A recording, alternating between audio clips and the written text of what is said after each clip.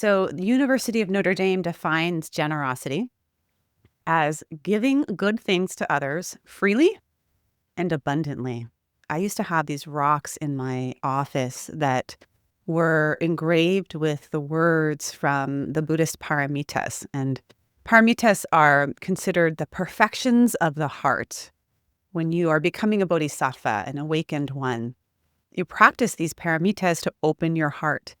And depending on what school of Buddhism you follow, whether it's Theravada Buddhism or Mahayana Buddhism, there's either 6 or 10 pāramitās, but they always start with the first one, which is generosity. So I grew up with quite generous parents, and they often had people staying at our house. They still often have people staying at their house. They would be sort of like a teacher that's going through a divorce and needed a place to stay for a couple of weeks. Or sometimes my dad would have friends from India as they were coming to do a talking tour. And once they had a violinist come in. I was in high school and struggling with my eating disorder. I could barely keep anything down for long. My mom was probably at her wit's end with me at this point. And this woman, Nina, came. Now, Nina was a first chair violinist, and my parents were putting her up for whatever reason. I remember her playing at the top of the stairs and being mesmerized by her grace and her beauty and her elegance. I think she was Russian.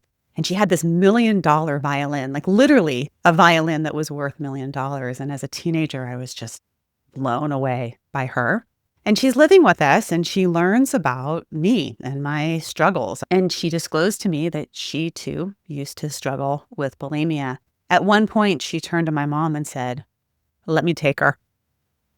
Let me take her for the summer and see what we can do." So off I went with this professional violinist. This woman taught me a morning practice. Every morning we'd meet, and she would have us journal a little bit and read a little bit and meditate a little bit. She would pray, and then we'd go for a run together along the creek. And in the afternoon, she'd play music. It felt like Heidi. You know that book Heidi? When Heidi gets transformed by being in the mountains and just gets healthy again, like has that experience of health. That's what I experienced. And it was this phenomenal gift, generous gift that I imagine at some point she was given by somebody else, and also a gift that traveled back to my parents, giving her a place to stay. And my parents are generous because so many people have been generous with them. Generosity is a flow like that, and it's happening all the time. So in today's podcast, I want to talk about generosity as a source of energy, the science of generosity, practices that you can engage in to increase your generosity, and how to engage in this flow, because it is a flow that we humans depend on for our survival. And there are times when we could use a lot more generosity coming our way, but also you being generous heals you as much as it does heal the other person. So traditional teachings of Buddhism describe 3 levels of generosity. There's material giving, which is offering food or shelter, money to help others' physical needs. And then there's dharma giving. There's the offering of teachings and wisdom and understanding. Nina was giving me dharma. She was giving me a morning practice, and I actually follow pretty closely that morning practice now. I still follow it this many years later, 30 years later, right? And when I'm off it, I get off. The third type of generosity is fearlessness giving. And this is offering safety, offering protection, offering compassion to those that are in fear or distress. I can still remember my very first client that I ever had who came in to therapy with me who was raped. And she was my first long-term client as a trainee. And at the time, I was learning something called prolonged exposure, which is a cognitive behavioral approach to working with rape, where the person tells their story in detail, and you as a therapist help them tell it in even more detail over and over again, so that they are exposing themselves to the dark parts that they've been avoiding. It's like opening up a closet that has black mold in it and giving it some air. And in this therapy, I was practicing fearlessness giving, to be there for them as they opened up and went into the dark corners of their heart and their memory. This violinist was giving that to me, fearlessness giving. She didn't know what she was getting with this teenager to put her on a plane and take her to Colorado. And she was fearless in it. There's evolutionary roots in our caring. There's a whole slew of neurotransmitters and hormones and neural networks that are dedicated to us caring for each other. We evolved to caregive, and it's an evolutionary adaptation that strengthens our group survival. If we're caring for each other, we're much better able to survive as a community, as a group. But I was reading through some of this research on generosity and was so interested to find that generosity can also shape our sexual selections. So men, when they're in the presence of potential mates, like at a fundraiser, they give more to the charity. This is good for you fundraising folks. Put some single guys in there, make it a dating game, and people are more likely to give. And a study of undergraduate college students found that prosocial men were rated as more physically and sexually attractive, more socially desirable, and more desirable as dates than non-prosocial men. So if you're acting in a prosocial way, in a generous way, you're going to seem more attractive. And a recent study that found that the more altruistic you are, the more likely you are to have more partners and more frequent sex within your relationships. This aligns with that data I talked about a while ago around if you do more housework as a man, you end up having more sex as well. Being generous is super attractive. And there's evolutionary roots to this. Humans evolved to be generous. And generosity is really good for your physical health and your mental health. I have a friend who is a therapist who just underwent a double mastectomy, and I was calling in to check on her. And she said how grateful she is that she gets to see clients during this time. How her clinical work is a break for her. If you are sick, you get more benefits from giving than receiving. In a study with patients of end-stage renal disease, those who gave more social support to friends and family were significantly less likely to die over a year-long period than those who received the social support. I didn't have to tell you all that science for you to know that. You know it, you feel the health of it, but we are not always generous. Sometimes we get a little greedy. And as soon as somebody wants something of ours, we're like, that's mine. We had this clothing exchange amongst my friends, which I highly recommend. It's a great practice in generosity, where a group of 5 friends all brought their clothes that were like cute clothes, but you just never wear them. You know those pants that in theory are cute, but you have not worn them in the past 2 years because they just don't fit right on your body or they're not quite your style. And we had this group that has a variety of shapes and sizes, and we brought them in. Some of them still had tags on them, right? And we laid them all out and had a clothing exchange. It was so much fun. But here's what I also noticed. I also noticed that as soon as somebody wanted something of mine, all of a sudden I started questioning. I was like, oh, was that good? Should I let that go? I got that kind of clingy greediness can get in the way of our generosity. So the best ways to increase your generosity is first to have gratitude, to see that you already have everything that you need. You actually have an abundance of what you need. You have so much of what you need that you are overflowing, that you can give it away. And when you realize that your closet is packed to the gills, and you remember that, I don't need those pants. I can give them to my friend who needs a pair of pull-ons. These are a pair of pull-ons I haven't worn for 2 years, and they look great on her. So folks that are more grateful are more likely to give.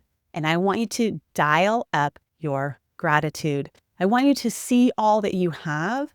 I want you to see your abundance of gifts right here, right now, all the things that you are grateful for so that you would be willing to give your shirt off your own back. When we were at Deer Park Monastery this past summer, my son at the end of our retreat came and had this precious little tiny bag with a little tiny stone in it that he held in his hands. And he was so excited to show me that one of the monks had given him a gift. And he said, this monk, he gave this to me. This monk had visited this very special bodhisattva who is the hugging bodhisattva. And people line up and wait in line for hours to meet the hugging bodhisattva. And it's supposed to be like the most healing hug you've ever received. It's like has these health benefits and people are healed by the hugging bodhisattva. Well, apparently this monk had gone and visited the hugging bodhisattva, and the hugging bodhisattva had given him this little bag with this little rock in it and had blessed it and gave it to this monk. And this monk had been traveling around. He was now at Deer Park Monastery and was hosting these kids for the summer and gave it to my son. Generosity. Monks are only allowed to have $40. They can't have more than that. They've shaved their heads. They wear brown robes. They eat from one bowl. And in the morning, they wake up and they touch their head to remember they have everything that they need. So practice gratitude for what you have, and you will be more generous. You'll be like that hugging bodhisattva that has lots of hugs to give, or the monk that gives away everything they have, or my little son that gives me his Reese's Buttercups every Halloween. The second thing that increases your generosity is empathy. Now, there was a research study that had participants sit in an fMRI and watch somebody be injected with a syringe. And the more that they showed neural resonance when watching this hand being pierced by a syringe, the more likely they were to give money to strangers when they were outside of the fMRI. The more that you are open to feeling other people's pain, the more likely you are to be generous, to move from just empathy, which is feeling pain, to compassion, which is doing something to alleviate pain. In another study, people who donated a kidney to a stranger, these are like people that take massive acts of generosity, talk about fearlessness.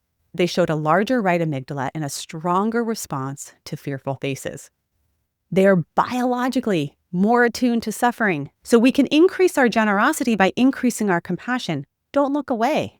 Look towards. And you don't get submerged in it. Compassion doesn't mean you're like underwater, just like feeling every single person's pain and like totally tumbled by it, but rather to open your heart a little bit. I was just on an interview with Tammy Simon on Sounds True, and we talked about flexibility of the heart. Can you have a flexible heart, an open heart, that you can allow some of that pain in so that you can send some generosity out? So we can grow our generosity by practicing gratitude. I'm full. My cup is full. It overfloweth. Therefore, I can give you my pants, right? We can practice generosity through increasing our empathy and compassion. What's it like to be you? The third way we can increase generosity is by experiencing awe. Dacher Keltner has written a lot and done a lot of studies on awe, but I love this study. It's probably in California because it's eucalyptus trees, which we have a lot of here. They had participants go stand outside and look up at a eucalyptus tree for 1 minute, or look at a building for 1 minute. And then after they did that, a researcher walked by and accidentally dropped a few pens, right? If you stood under the tall eucalyptus tree, you're likely to pick up more pens than if you looked at a building. These experiences of awe activate a bigger sense of meaning, a sense of like, I don't have to be so greedy and needy, right? I'm needless. I'm needless because I'm taken care of, just like this eucalyptus tree is. So I can give, I can help. I've got all the time in the world. We know about generosity is that people are less generous, less likely to help, less pro-social when they feel squeezed for time. And nature just slows time down for us. If you catch me out on a run along the beach, I am like the kindest human on the planet. Catch me trying to run into Trader Joe's and back to get a few things before I go pick up my kids. I'm like, stay out of my way, right? So we have to remember to give ourselves the space to experience awe, and that will facilitate your generosity. So we have gratitude, we have compassion, we have awe. These are all things that you can actively work on. You can put into practice to increase your generosity.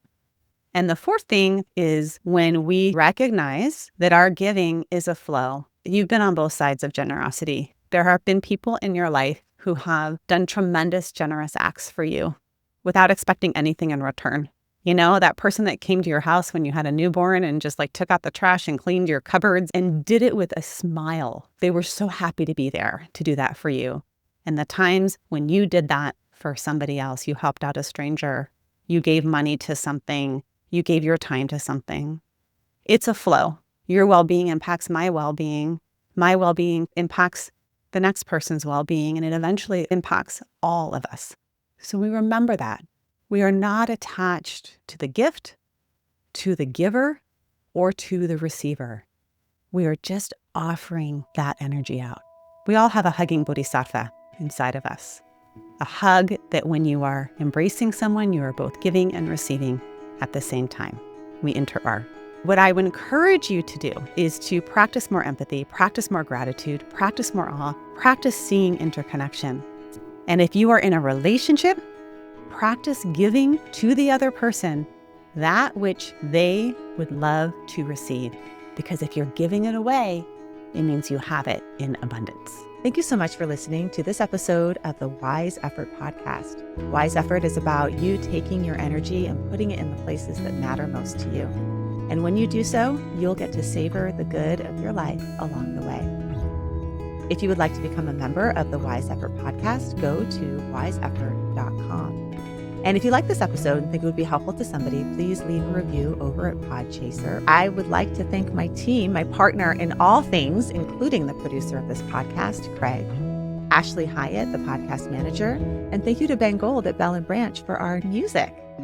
This podcast is for informational and entertainment purposes only, and it's not meant to be a substitute for mental health treatments.